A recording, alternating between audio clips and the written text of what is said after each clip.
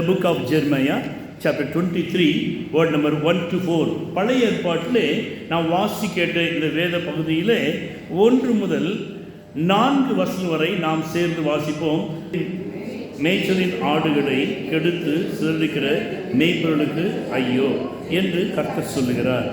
இஸ்ரவேலின் தேவனாகிய கர்த்தர் தமது ஜனத்தை மேய்க்கிற மேய்ப்பர்களுக்கு விரோதமாக சொல்லுகிறது என்னவென்றால், நீங்கள் என் ஆடுகளை பராமரியாமல் அவைகளை சிதறடித்து அவைகளை துரத்திவிட்டீர்கள்.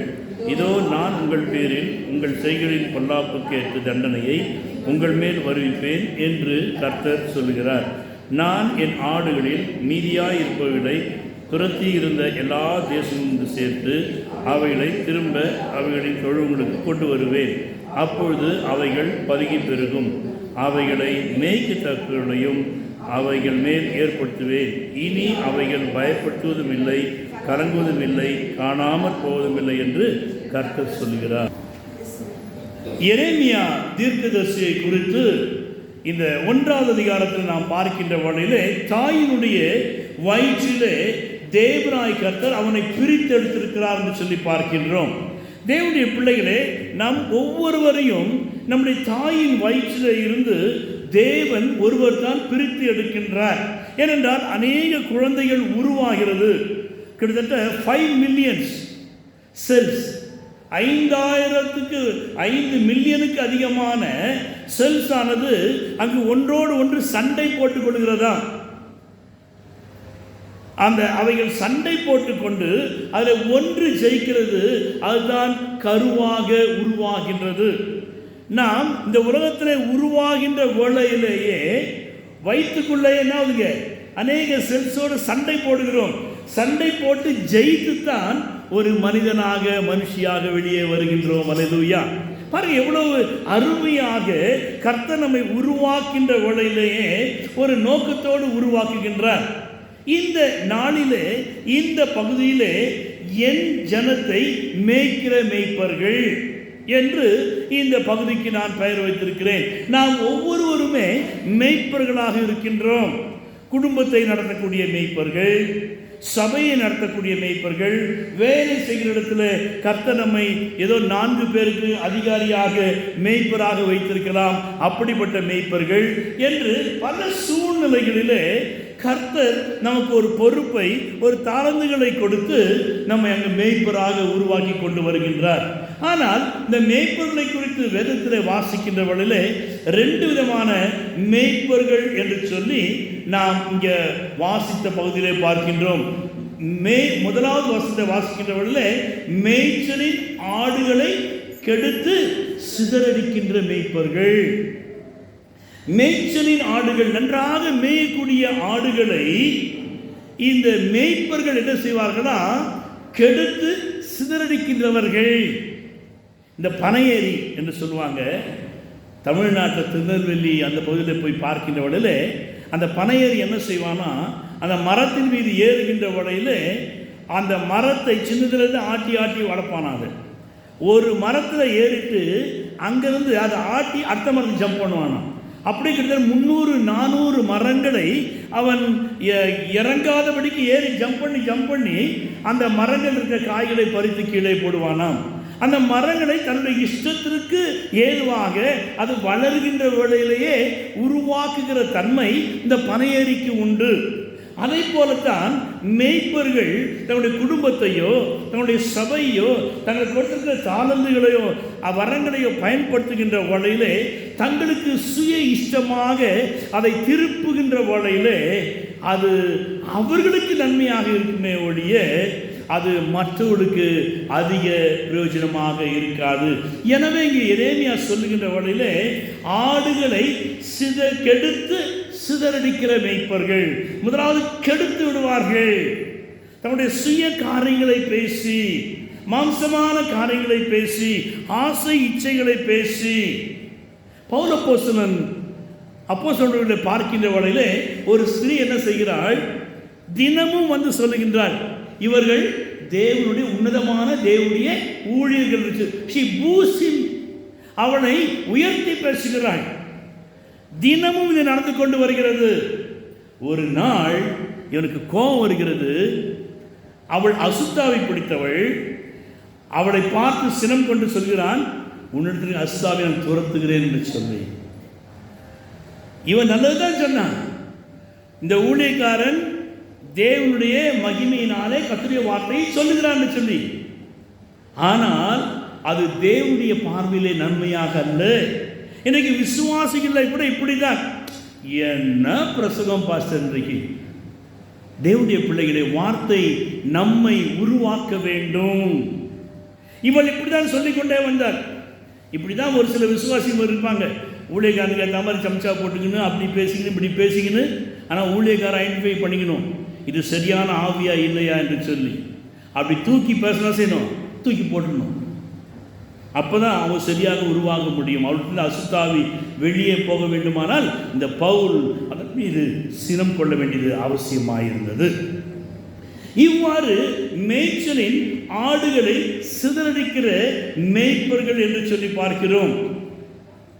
யோவான் சுவிசேஷம் 10ஆம் அதிகாரம் 1வது வசனம் வாசிக்கின்ற வேளையிலே, ஆட்டு தொழுவத்துக்குள் வாசல் வழியாய் பிரவேசியாமல் வேறு வழியாய் ஏறுகிறவன் கள்ளனும் கொள்ளைக்காரனுமாக இருக்கின்றான். அப்ப மேய்ப்பனானவன் என்ன செய்ய வேண்டுமாம்? ஆடுகளை அந்த தொழுவத்திற்குள்ளாக அவன் வாசல் வழியாக செல்ல வேண்டும். எந்த ஒரு காரியத்துமே சத்தியமாக, நிதானமாக, பொறுமையாக, தனக்கு மாத்திரமல்ல அது ஆடுகளுக்கும் பிரயோஜனமாக இருக்கும்படியாக, மற்றவர்கள் பார்க்கின்ற வழியிலே இவன் தான் நல்ல மேய்ப்பன் என்று சொல்லும்படியாக அவனுடைய நடைமுறை பாவனைகள் இருக்க வேண்டும். ஆனால் இங்கு ஆண்டவராய் இயேசு சொல்லுகின்ற வழியிலே வேறு வழியாக ஏறுகிறவன், வேறு வழியாக என்று சொல்லுகின்ற வழியிலே மற்ற உபாய தந்திரங்களை உருவாக்கி கொண்டு மற்ற ஜனங்களை சேர்த்து கொண்டு எப்படியாயினும் ஒரு குழப்பத்தை உருவாக்குகிறவர்கள் இவர்கள் ஏறுறாங்க. எப்படியாவது முன்னால வந்து உட்காரணும், முன்னால வந்து செய்யணும் என்று சொல்லி. ஆனால் வேதம் சொல்கிறது இப்படிப்பட்டவர்கள் கள்ளனும் கொள்ளைக்காரனுமாக இருக்கிறார்கள். இன்றைக்கு அநேக திருச்சபைகள் கொள்ளை அடிக்கப்படுகிறது. அந்த காலத்தில் ஊழியக்காரங்க பார்த்தீங்கன்னா ரொம்ப வறுமையில் இருப்பாங்க, ஆனால் சபையை பெரிய அளவில் கட்டிருப்பார்கள். ஆனால் இந்த காலத்தில் பார்க்கின்ற வழியிலே சபை வறுமையாக இருக்குது. ஊழியக்காரங்க என்ன செய்கிறாங்க? இந்த காரு அந்த காரு, பையனுக்கு ஒரு காரு, போண்டாட்டிக்கு ஒரு காரு, இவருக்கு ஒரு காரு என்று காரு மேலே காரு வாங்கியிருக்காங்க. நான் உங்க வாங்க வேண்டாம் என்று சொல்லவில்லை தேவனுடைய பிள்ளையே. நீ ஒரு நல்ல மேய்ப்பனாய் இருக்கின்ற வழியிலே உன்னுடைய ஆடுகளுக்காக நீ எப்படி இருக்கின்றாய்? தொடர்ந்து அதே 10வது அதிகாரம் 12 முதல் 13 வசனங்கள் பார்க்கின்ற வழியிலே மேய்ப்பனாய் இராதவன் ஓடி போகிறான். பிரச்சனைகள் வருகின்ற வழியில, கஷ்டங்கள் வருகின்ற வழியில ஓடி போகிற மேய்ப்பர்கள் உண்டு. ஆடுகளுக்காக ஜீவனை கொடுக்கும்படியாக, ஆடுகளுக்காக பரிந்து பேசும்படியாக, ஆடுகளை சென்று விசாரிக்கும்படியாக. மேய்ப்பர்களுடைய வேலை என்னன்னா, a house going pastor will have a church coming congregation. எந்த ஒரு ஊழியர் தன்னுடைய விசுவாசிகளை சந்திக்கிறார்களோ அந்த சபைதான் அங்கு பெருகுகின்ற சபை. தேவனுடைய பிள்ளைகளே, ஊழியம் என்பது கர்த்தர் கொடுத்தது. ஒவ்வொரு ஆத்துமாக்களையும் விசாரிக்கக்கூடிய ஒரு வலியும் வேதனையும் மேய்ப்பனுக்கு இருக்கிறது. இந்த மேய்ப்பனாய் இராதவன் டிரான்ஸ்ஃபர் வந்தவன ஓடி போறான். சம்பளம் கம்மியாச்சுன்னா ஓடி போறான், சம்பளம் கொடுக்கலாம் ஓடி போறான். கூலிக்கு மாரடிக்கிறவர்கள் அங்க சொல்லுகின்ற பாருங்க, அந்த ஆடுகள் தனக்கு சொந்தமல்லாதவன். போன வாரம் தான் சிந்திச்சோம், சொந்தம் என்று சொல்லிக்கொள்ள உம்மை விட யாரும் இல்லை. தேவனுடைய பிள்ளைகளே, அந்த ஆட்டுக்கும் மேய்ப்பனுக்கும் ஒரு உறவு, கனெக்ஷன், சொந்தம் இருக்கின்ற வேண்டும் ஐயா. என்னுடைய ஆடு என்கிற ஒரு சொந்தம் இருக்க வேண்டும். எனவே சொந்தம் இல்லாதவனோ இவன் கூலியாள், ஓனாய் வருகிறதை கண்டு ஓனாய் அங்க வருது, இவன் தான் செய்வாரு, இங்கே ஒரே ஓட்டம். தேவனுடைய பிள்ளைகளை, நீ எப்படிப்பட்ட ஒரு மேய்ப்பனாய் இருக்கிறாய்? உன்னுடைய குடும்பத்தை மேய்க்கும்படியாக உனக்கு கொடுத்திருக்கிற தாளந்துகள் வழியாக நீ வேலை செய்கிற இடத்துல உன்னை மேய்ப்பனாக வைத்திருக்கிறார். உன்னுடைய சபையில உன்னை ஒரு முக்கிய பகுதியாக மேய்ப்பனாக வைத்திருக்கிறார். அப்படிப்பட்ட ஒரு மேய்ப்பனாக இருக்கிற நீ ஓனாய் வருகிறதை பார்த்து கூலியாளாக, ஏதோ கூலிக்கு மாரடிக்கிறவனாக உன்னுடைய வாழ்க்கை இருக்கும் என்றால் காரணம் என்ன? அவன் எப்படியாயும் ஜனங்கள் மத்தியிலே தனக்கு ஒரு சுதந்திர இடம் வேண்டும் என்று சொல்லி அவன் தன்னையே அர்ப்பணிக்கின்றான். மேய்ப்பனானவன் தன்னையே அர்ப்பணிக்கிறவனாக இருக்க வேண்டும். நீ எப்படிப்பட்ட மேய்ப்பனாக இருக்கிறாய்? நீ வேலை செய்கிற இடத்திலே தன் வேலையிலே ஜாக்கிரதையாக இருக்கிறவனை கண்டால் அவன் நீசருக்கு முன்பாக இல்லாமல் ராஜாக்களுக்கு முன்பாக இருக்கிறான். நீதிமொழி 23வது அதிகாரம் கடைசி வசனத்தை வாசிக்கிறோம். தேவனுடைய பிள்ளையே, நீ ஒரு நல்ல மேய்ப்பனாக இருக்க வேண்டும். நீ கூலியாளாக ஆடுகளை கெடுத்து சிதடிக்கிறவனாக உட்காந்து பேசினே இருப்பாங்க. ஊர் கதை, வீண் கதை. அந்த ஆஃபீஸர் வரணுன்ட்டு அப்போ தான் வேலை செய்கிற மாதிரி ஆக்டிங் பண்ணுறது. இதெல்லாம் நல்ல மேய்ப்பனுக்கு அடையாளம் இல்லை. தேவனுடைய பிள்ளையே, நல்ல கர்த்தர் உன்னையும் என்னையும் நல்ல ஒரு ஸ்தானத்தில் வைத்திருக்கிறார். இவன் என்ன செய்யறானா? ஆடுகளுக்காக கவலைப்படான். ராத்திரிலாம் உட்காந்து இந்த மேய்ப்பன செய்வான், தன்னுடைய ஆடுகளுக்காக கவலைப்படணும். நீங்கள் ராத்திரில் உங்களுடைய பிள்ளைகளுக்காக, உங்கள் மனைவிக்காக, உங்கள் புருஷனுக்காக, உங்களுடைய பிள்ளைகளுக்காக, நீங்கள் வேலை செய்கிற இடங்களுக்காக நீங்கள் என்ன செய்யணும்? கவலைப்படணும். ஆண்டவருடைய சமூகத்தில் கவலைப்பட்டு கண்ணீர் விட்டு நீங்கள் ஜெபிக்க வேண்டும் தேவனுடைய பிள்ளைகளே. ஏனென்றால் நாம் ஆடுகளை கெடுத்து சிதறடிக்கிற மேய்ப்பர்களாக நாம் ஒரு நாளும் இருக்கக்கூடாது. அவ்வாறு நாம் கெடுக்கிறவர்களாக இருப்போம் என்றால் அடுத்தவங்க கெடுத்தா தானே கெட்டு போமா. குடியை வெட்டுறவன் இந்த குடியில தானாக விழுமா. ஒருவன் தேவனுடைய ஆலயத்தை கெடுத்தால் வசனம் சொல்லுது, தேவன் அவனை கெடுப்பார். நீங்களே தேவனுடைய ஆலயமாக இருக்கிறீர்கள். அப்போ தேவனுடைய பிள்ளைகளே, நாம் ஒரு நல்ல மேய்ப்பனாக, நல்ல ஒரு தகப்பனாக, நல்ல ஒரு தாயாக நம்முடைய பிள்ளைகளை நல்ல விதத்தில் மேய்க்கிறவர்களாக இருக்க வேண்டும் என்று கர்த்தர் விரும்புகிறார். அவர் உன்னை புல்லுள்ள இடங்களில் மேய்த்து, ஆமா, ஏன் அமர்ந்த தண்ணீரில் கொண்டு விடுகிறார்? ஏற்கனவே நம்ம சிந்திச்சிருக்கோம், ஆடு ஓடுற தண்ணியில தண்ணி குடிக்காது. ஸ்டாக்னிங் வாட்டர், தங்கி இருக்கிற இடத்துல தான். அதை போல தேவனுடைய பிள்ளைகளை நாமும் வந்து தேவனுடைய ஆலயத்துக்கு போவோம் வாருங்கள் என்று சொன்ன பொழுது நான் மகிழ்ச்சியாக இருந்தேன். மன மகிழ்ச்சி நல்ல ஔஷதம். தேவனுடைய சமூகத்தில் வந்து நீங்கள் அமர்ந்திருந்து நானே தேவன் என்று அறிந்து கொள்ளுங்கள். ஜாதிகளுக்குள்ளே உயர்ந்திருப்பேன், பூமியிலே உயர்ந்திருப்பேன், செயல் கர்த்தர் நம்மோடு இருக்கிறார்.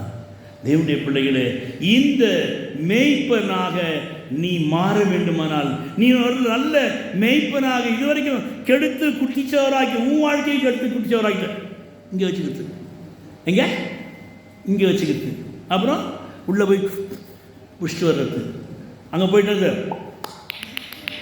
ஆமாம், கிறிஸ்மஸ்க்கு நியூ இயர்க்கு ஒரு நாள் தானையா, பெரிய கப்பலை கட்டு ஒரே ஒரு சின்ன ஓட்டை போட்டு என்ன செய்யும்? அவ்வளோதான். ஒரு நாள் வாழ்வை, சிற்றன்பத்தின் வாழ்வை ஒரு நாள் என்று எண்ணி உன் ஆத்மாவை இழந்து போவாய். தேவனுடைய பிள்ளையே, கர்த்தர் உன்னையும் என்னையும் நல் மேய்ப்பனாக பார்க்கின்றார். கெடுத்து உன்னுடைய வாழ்க்கையை நீ கெடுத்து குட்டிச்சவராக்காத. நீ தான் கெடுத்து கெடுக்கிற, மற்றவங்களையும் கெடுக்காத. அதான் சொல்லுவான் இந்தியில், மர்னேக்கு ஜாகத்து பி அக்கேலா ஜா, சாவு போறியா தனியாக போய் சாவு, ஏன் மற்றவங்க எடுத்துகிட்டு போகிற? தேவனுடைய பிள்ளைகளே, கர்த்தர் உன்னையும் என்னையும் நல்ல மேய்ப்பனாக பார்க்கின்றார். ஆமென். அப்படி தேவனுடைய சமூகத்தில் எழுந்திருப்போம். ஆண்டவர்கிட்ட கேட்பான், ஆண்டவரே, இரண்டாவது மேய்ச்சலின் ஆடுகளை மேய்க்கத்தக்க மேய்ப்பர்கள் என்று சொல்லி 4வது வசனம் சொல்கிறது, என்னை ஒரு நல்ல மேய்ப்பனாக மாற்றும், என்னை ஒரு நல்ல மேய்ப்பனாக மாற்றும். நான் இதுவரைக்கும் ஆண்டவரே, நான் ஆடுகளை கெடுத்து சிதறிக்கிற என்னுடைய குடும்பத்தை, என்னுடைய வாழ்க்கையை நான் கெடுத்து சிதறிக்குள்ளாக இருந்தேன். என்னுடைய வாழ்க்கையை மாற்றும் ஆண்டவரே. நீர் என்னுடைய மேய்ப்பனாக இருந்து என்னை ஒரு நல்ல மேய்ப்பனாக மாற்றும். தேவ பிதா எந்தன் மேய்ப்பர்